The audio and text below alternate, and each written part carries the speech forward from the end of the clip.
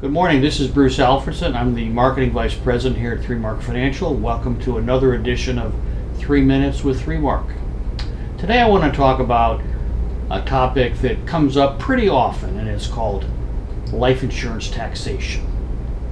And I'm going to review the code. Actually, there's 5 code sections that relate to life insurance. I'm going to answer the most common question we get about taxation of life insurance.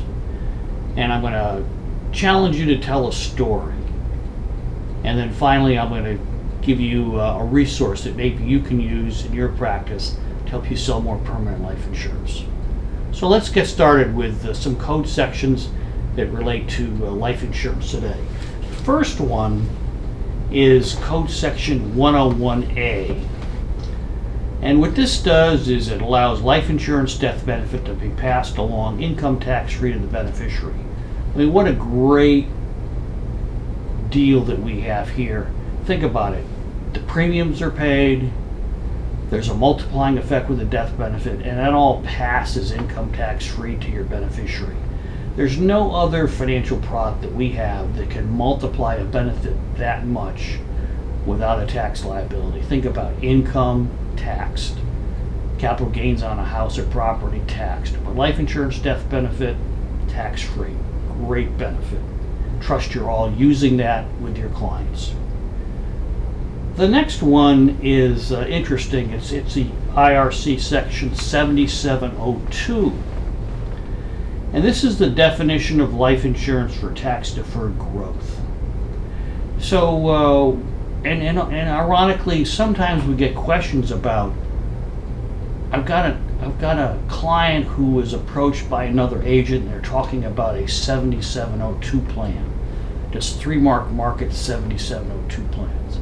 In reality, that's just life insurance. That's actually the code section for life insurance. So it's just a fancy way of saying life insurance, and they're referring to this code section that defines life insurance cash value buildup.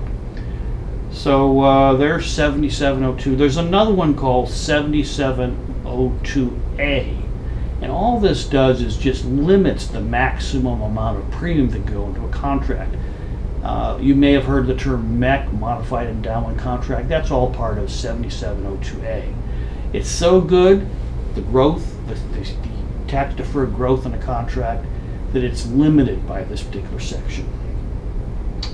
The next one is section 72, and this allows tax-free policy withdrawals from non-MEC contracts. So basically, if you pay premiums into a contract and you want to take some money out of the contract for whatever reason that you like, you can withdraw money from the contract up to the premiums paid, which is called basis, without a tax liability. That's much better than an annuity, for example, or a lot of other vehicles where they've had some tax deferred growth, like a retirement plan, for example. So again, another advantage to cash value buildup in life insurance.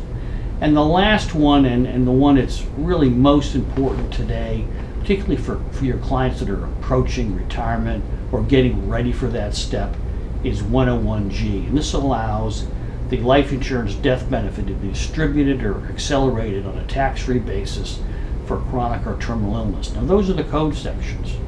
Now, you may wonder, well, what's the most important question that we get? And that question is life insurance premiums tax deductible? And the answer, simply, no, they're not.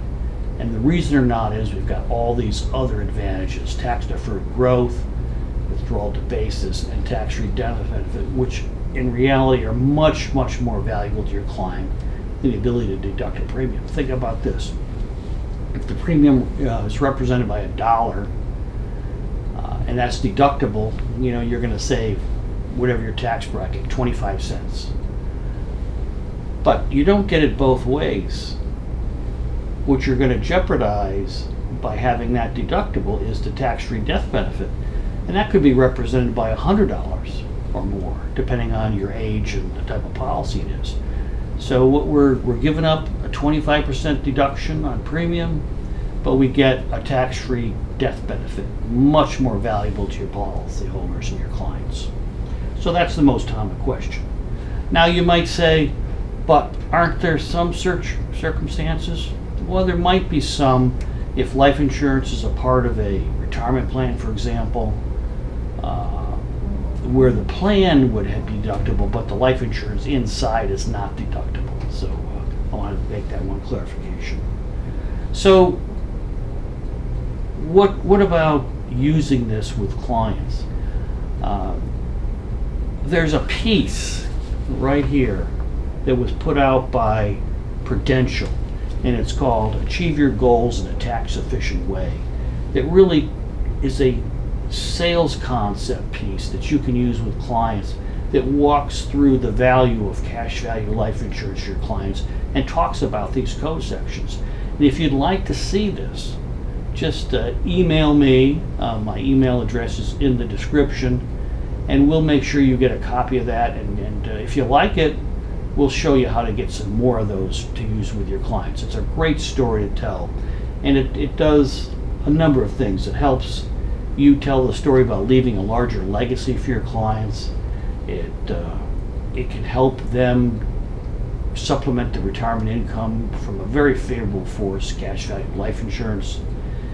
And it also shows them ways that they can have a pool of money for senior health care costs. And that's a very valuable and very important feature today. So that's my sales idea for the day, the value of cash value life insurance. Hope you've enjoyed it. And until our next video, good selling, and thanks for joining us.